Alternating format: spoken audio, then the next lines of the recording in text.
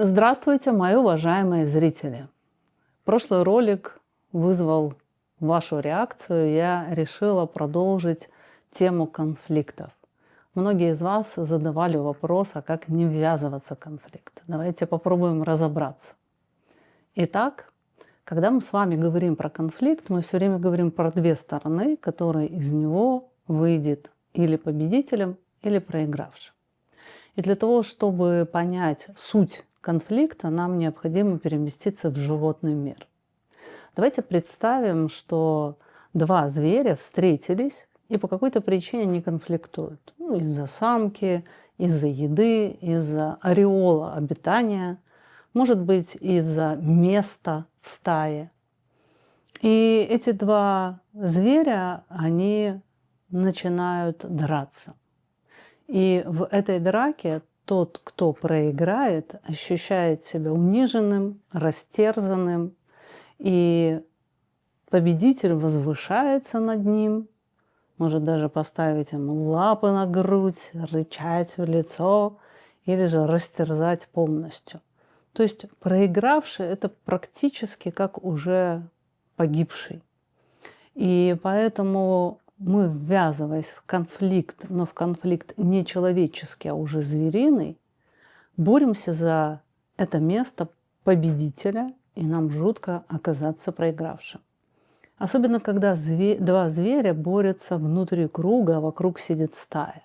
То есть, когда есть зрители. Но без зрителей или со зрителями мы все равно участвуем в этой схватке. И вот это вот ощущение схватки не на жизнь, а на смерть у нас происходит как с близкими, так и с далекими людьми. Сейчас пойдем непосредственно в сам контакт. Итак, когда две личности участвуют в контакте, они находятся потенциально в конфликте, потому что каждому из нас надо свои условия для того, чтобы было комфортно.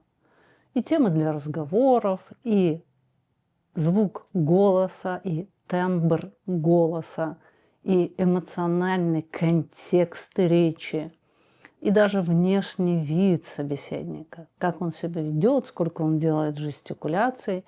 Кому-то неэмоциональные люди кажутся неприятными, рядом с ними холодно, а кого-то эмоциональные люди пугают.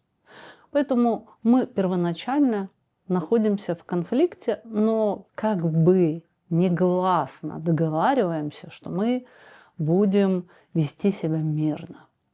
Но как только происходит что-то принципиальное, важное для нас, то есть не по-моему, то в этот момент мы как будто перестаем быть людьми и становимся двумя зверушками, которые участвуют в этой баталии. Давайте разберем на простом жизненном примере. Давайте представим, что муж с женой, они оба работают, у них вместе время получается проводить не так часто, но тут они решили вместе приготовить ужин. И на ужин котлетки с картофельным пюре.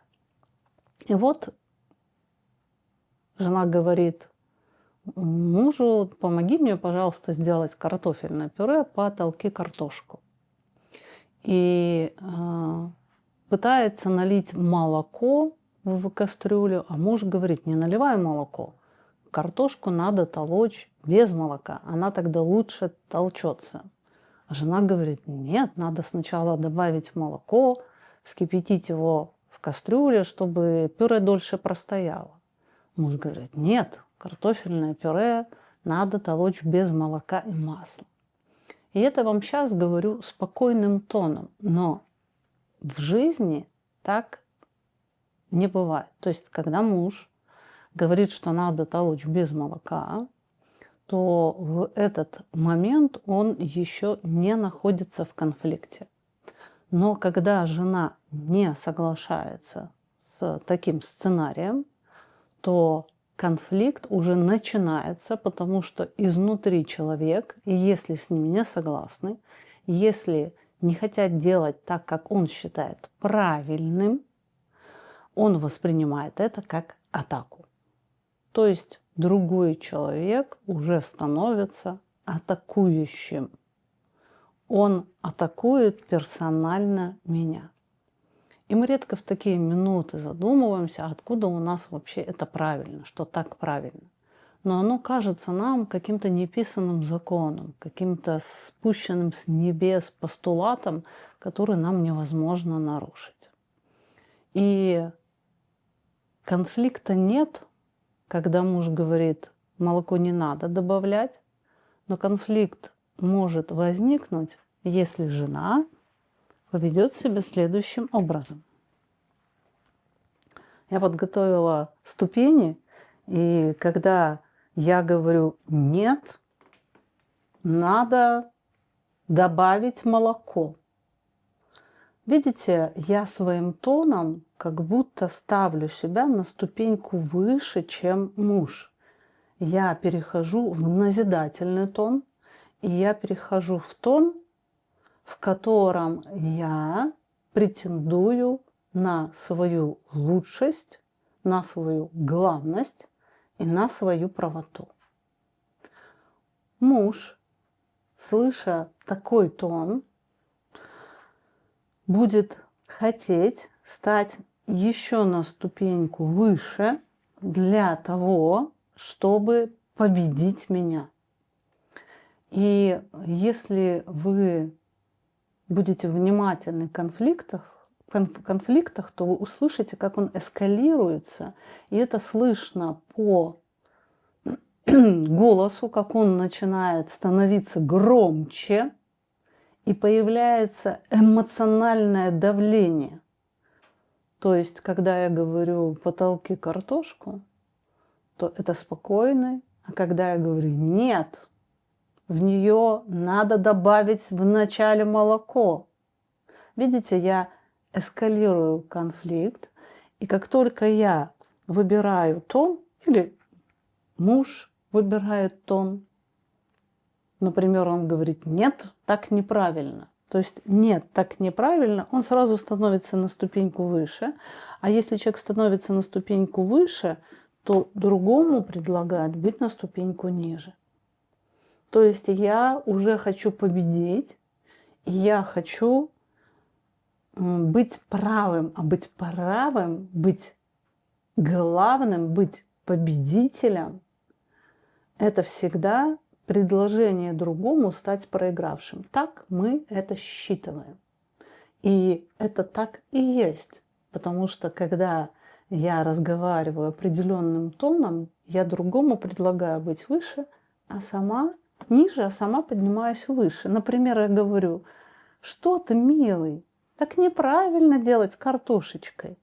Картошечку надо молочко добавить. Здесь нету этого тона, но когда я так говорю, как только я перехожу на такой тон, я сразу поднимаюсь повыше и разговариваю с ним как с идиотом. Муж тоже может со мной так говорить, что ты, милая, так неправильно готовить. И в этом моменте мы можем, руководствуясь стереотипами психологии, сказать, что это пассивная агрессия. Хотя на самом деле это желание быть выше, а с другим говорить снизу, сверху вниз, как с тем, кто хуже. Вот многие родители так разговаривают с детьми. Ну что ты, тё-тё-тё. И когда дети подрастают, они сопротивляются такому тону разговора с ними, потому что родители его ставят ниже себя, то есть как с маленьким, как с тем, кто ниже, хуже, не главнее. И ребенок-подросток, который пытается уже пройти свою идентичность, он не терпит такого тона. И этот тон достаточно сложно заметить, потому что мы, когда разговариваем или же на повышенных тонах, нет, так не надо делать, то на этих повышенных тонах мы с вами убеждены, что нас другой не понял. Просто надо объяснить еще раз, и тогда он поймет. Надо громче объяснить, надо подробнее объяснить. Но на самом деле мы с вами уже не говорим с другим, а мы с вами навязываем свою правоту. И когда я прав, а ты не прав, это всегда предложение быть другому ниже, не главнее.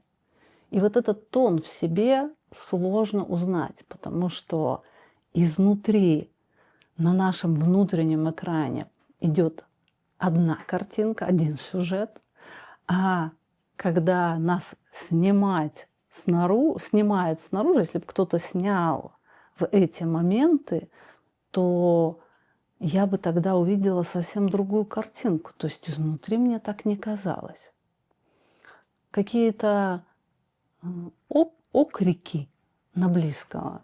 Не надо мне макароны в тарелку сюда, не хочу я их. Не насыпай мне никакие макароны. И тогда человек, говорящий так, он уверен, что он отстаивает свои границы. Но если бы кто-то вел съемку, то человек бы понял, что он в этот момент агрессивный и опускающий другого ниже, предлагающий ему вот эту ступеньку ниже, по которым я ходила. И вот эти вот разговоры на повышенных тонах, когда каждый старается другого перекричать, это может быть даже без крика, это может быть вот таким вот проникновенным тоном. И тогда вообще тяжело, потому что когда есть открытая агрессия, тогда хотя бы, понятно, на меня точно нападает, ты кричишь. А когда говорят таким тоном, что ты, милая, так не надо делать, так с картошкой. Надо делать по-другому. И вот этот тон, когда я говорю, не говори со мной так, например, мужу, или муж мне говорит, не говори со мной так, то человек может сказать, а что я такого сказал? Что я такого сказал? А ты понимаешь, что этот тон не такой, но не понимаешь, что с ним не так. И не понимаешь, почему он тебе не нравится. А он не нравится именно потому, что человек говорит с верхней позиции, с лучше знающего, как с тобой, как с ребенком, как с тем, кто не главнее, как с тем, кто хуже. И мы зачастую реагируем именно на тон, потому что своими инстинктами мы реагируем в первую очередь на тон. И слова могут быть достаточно невинными. Если мы возьмем эту фразу и скажем ее спокойным тоном, скажем, нет, надо толочь картошку без молока. Вот если я говорю спокойным голосом, то такое замечание вызовет у другого вспышку эмоций, только если ему все время кажется, что на него нападают.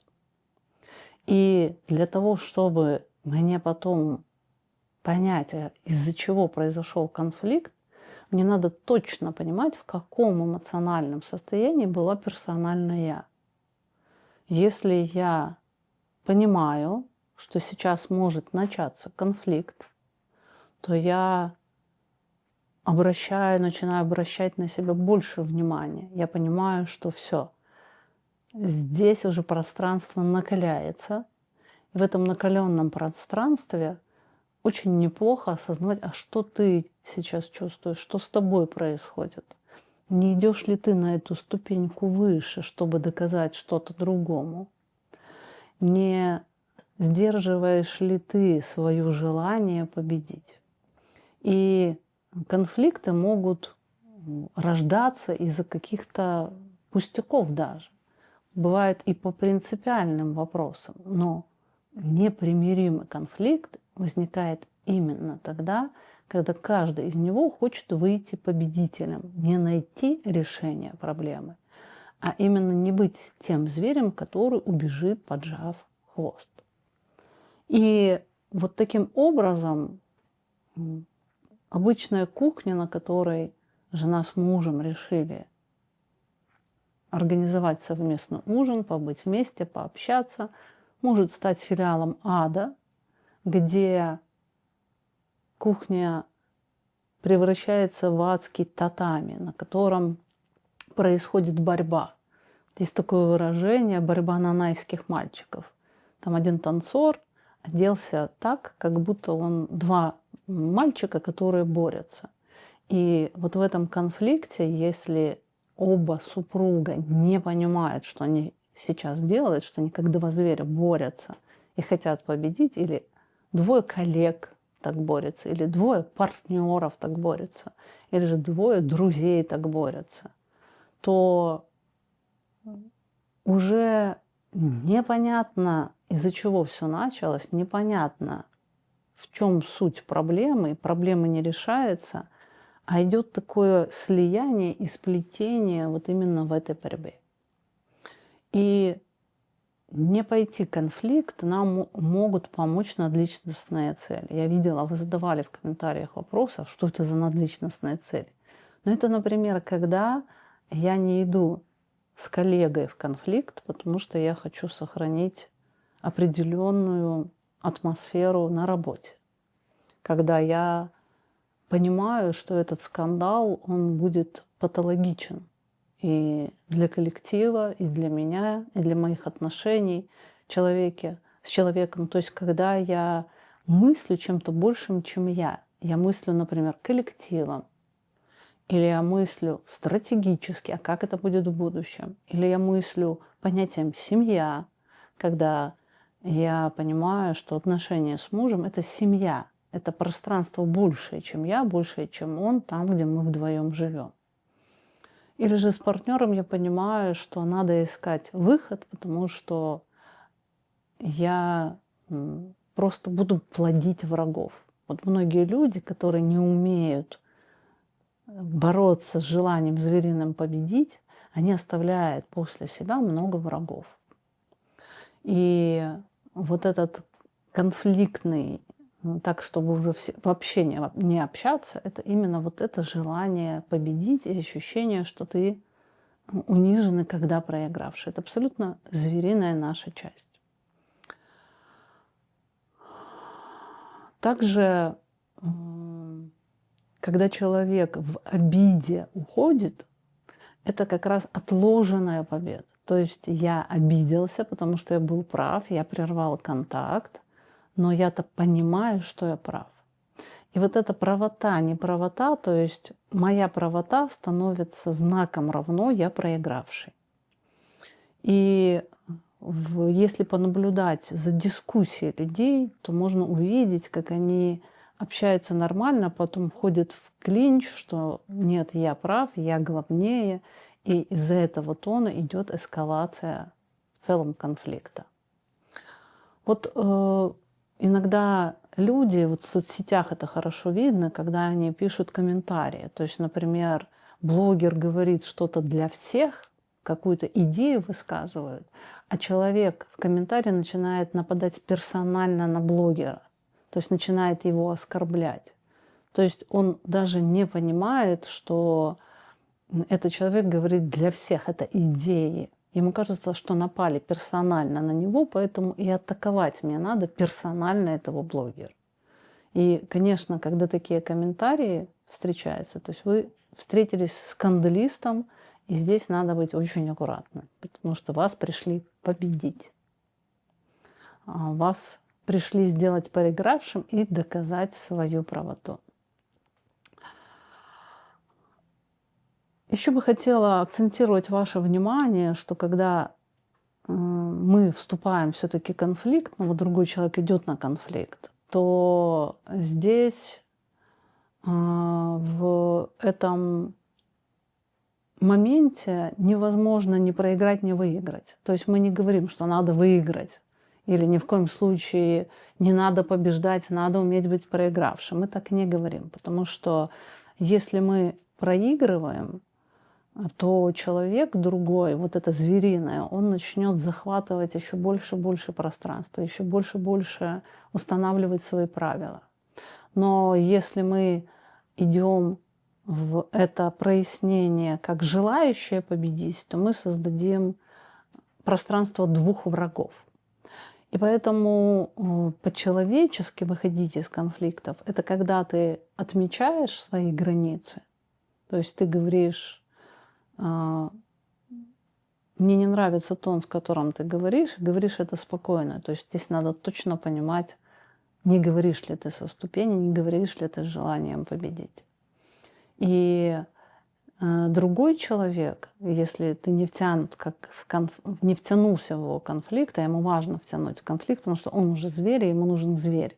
Он, если будет терзать вас как человека, ну, если мы не говорим про психопатов, да, все-таки про людей, то этот запал кончится. То есть эскалация конфликта, она заводит людей еще больше.